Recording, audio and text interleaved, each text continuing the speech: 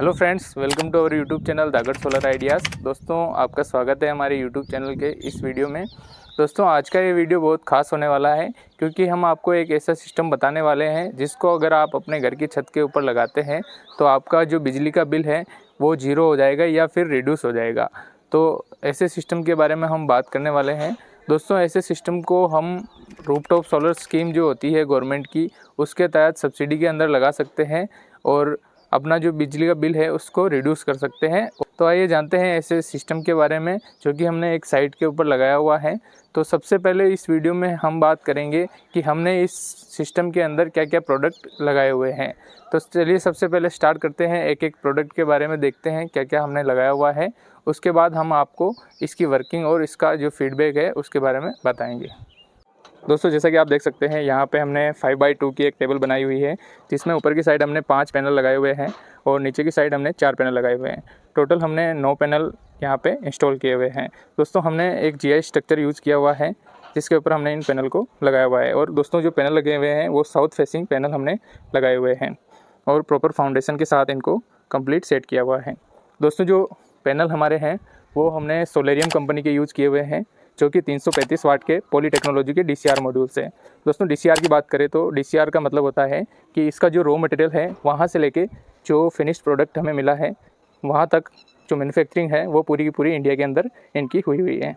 ठीक है, अब बात करते हैं इनके कनेक्शन की। तो दोस्तों, जो 9 पैनल हैं इनको हमने सीरीज़ के अंदर जोड़ा हुआ है और सारे पैनल को आपस में प्लस माइनस कनेक्ट करते हुए लास्ट में हमें एक आउटपुट मिलता है जो कि हमने जो प्लस माइनस है उनको पॉलीकैब के वायर के थ्रू, जो DC वायर है, सोलर वायर जिसको बोलते हैं, उसके थ्रू DC DB तक पहुंचाया हुआ है।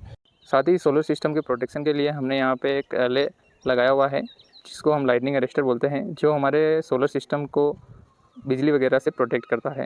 दोस्तों, ये कॉपर एले लगा के हमने यहाँ पे अर्थिंग की हुई है। यहाँ पे हमने केमिकल अर्थिंग का यूज़ किया हुआ है और वायर को नीचे खड्डा खोद कर केमिकल अर्थिंग की हुई है। दोस्तों, जो सोलर सिस्टम लगा हुआ है इससे लगभग 1 मीटर की ऊंचाई पे हमने यहाँ पे एले लगाया हुआ है। दोस्तों, ये हमारा इन्वर्टर सेटअप लगा हुआ है।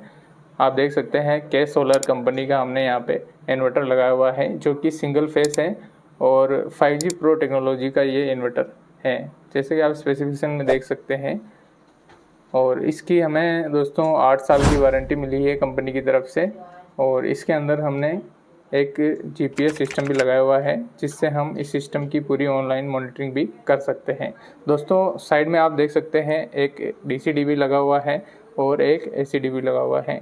अब इसकी वर्किंग की बात करें तो दोस्तों, जो DC DB लगा हुआ है, सोलर की साइड से जो हमें आउटपुट मिल रहा था उस आउटपुट को हमने इसके इनपुट के रूप में दिया हुआ है और DC DB जो है हमारा वो DC साइड से किसी भी तरह का जो सर्ज फॉल्ट आता है उससे हमारे इन्वर्टर को प्रोटेक्ट करने का काम करता है।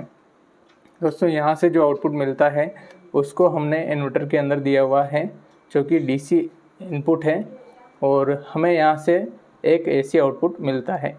दोस्तों, जो AC आउटपुट मिलता है वो हमारा AC DB तक पहुँचता है और AC DB हमारा AC साइड से किसी भी तरह का जो फॉल्ट आता है उससे हमारे इन्वर्टर को प्रोटेक्ट करने का काम करता है। यहाँ से जो आउटपुट हमें AC आउटपुट मिलता है उसको हमने AC केबल के थ्रू सोलर मीटर तक पहुँचाया हुआ है।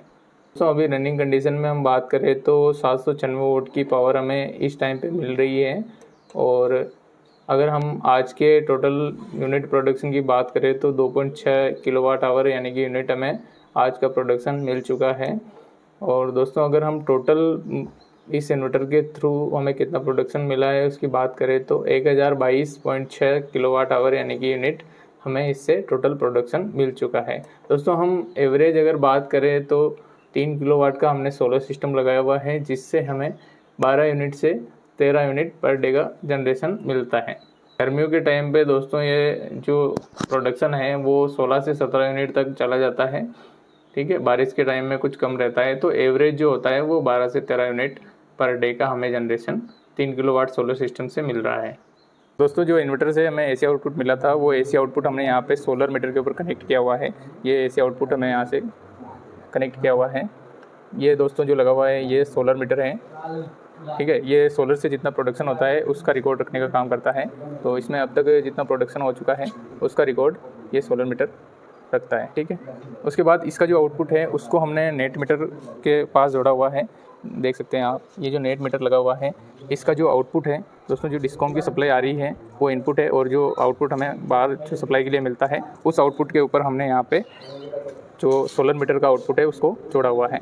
तो दोस्तों जो हमारा नेट मीटर का टोटल इंपोर्ट है, जो बिजली हमने डिस्कॉम से ली है वो 330 यूनिट है, और जो टोटल हमने एक्सपोर्ट किया है यानी कि जो डिस्कॉम को हमने दिया है वो 850 यूनिट है। यानी कि नेट अगर देखा जाए तो नेट यूनिट की हम बात करें तो 519 यूनिट हम अभी भी गवर्नमेंट से मांगते हैं, यानी कि हमारे जो बिल है वो -519 यूनिट का जनरेट होगा। ठीक है, तो ये था सोलर सिस्टम जिसमें हमने पूरा कंप्लीट सोलर सिस्टम के बारे में जानकारी ली।